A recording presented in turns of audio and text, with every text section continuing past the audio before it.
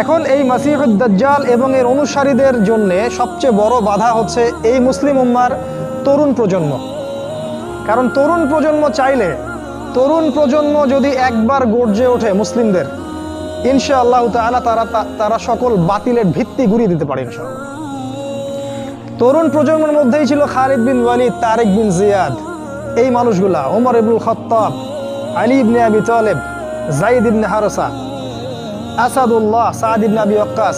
এই যে সাহাবায়ে কেরামদের নাম আপনারা জানেন, তরুণ সাহাবী ছিলেন যখন তার ইসলামের পক্ষে দাঁড়িয়েছিলেন। একাই ওমর সে সারা মক্কাকে পরিবর্তন করে ফেললো। এক হামজার সামনেই 20-30টা মানুষ দাঁড়াতে সাহস পাইত না।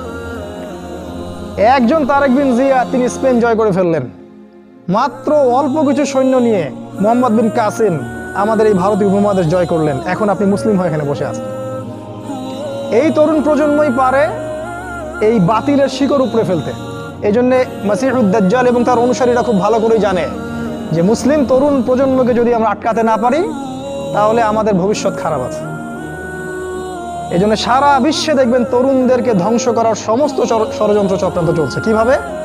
পয়েন্ট নাম্বার 1, প্রথমত ইহুদি এবং খ্রিস্টান এই সভ্যতা আপনার সাথে যা করেছে তা হচ্ছে আপনাকে আপনার জীবনের উদ্দেশ্য থেকে তারা সরিয়ে দিয়েছে। এটা 1 নাম্বার কাজ তারা করেছে। আল্লাহ পাক কোরআনে বলেছিলেন, ওয়ামা খালাকতুল জিন্না ওয়াল ইনসা ইল্লা লিয়াবুদুন, আমি মানুষ এবং জিনকে শুধুমাত্র আমার ইবাদত করার জন্যই সৃষ্টি করেছি। তারা আপনাকে এই উদ্দেশ্য থেকে সরিয়ে দিয়েছে। এখনকার যুবক শ্রেণী আল্লাহর জন্য বাঁচে না, আল্লাহর জন্য মরে না। নো, এখনকার যুবক শ্রেণী টাকার জন্য বাঁচে, পদের জন্য বাঁচে, চাকরির জন্য বাঁচে, একটা মেয়ের জন্য বাঁচে।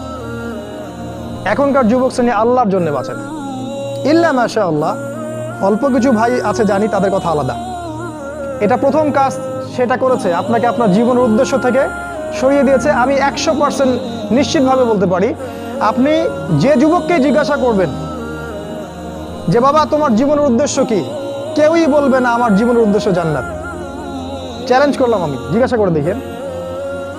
কোনো যুবক বলবে না আমার জীবনের উদ্দেশ্য জান্নাত, বলবে না। তার জীবনের উদ্দেশ্য চাকরি, অথবা একটা অ্যাফেয়ার, অথবা পলিটিক্যাল পাওয়ার, অথবা স্ট্যাটাস, অথবা জমি, বাড়ি, অথবা গাড়ি। কারণ সমাজ এবং পরিবার তাকে এটাই শিক্ষা দিয়েছে, নিজের পায়ে দাঁড়াতে হবে বাবা তোমাকে। তো প্রথম যে কাজটা তারা করেছে সেটা হলো তারা আপনাকে আপনার জীবনের উদ্দেশ্য থেকে সরিয়ে দিয়েছে।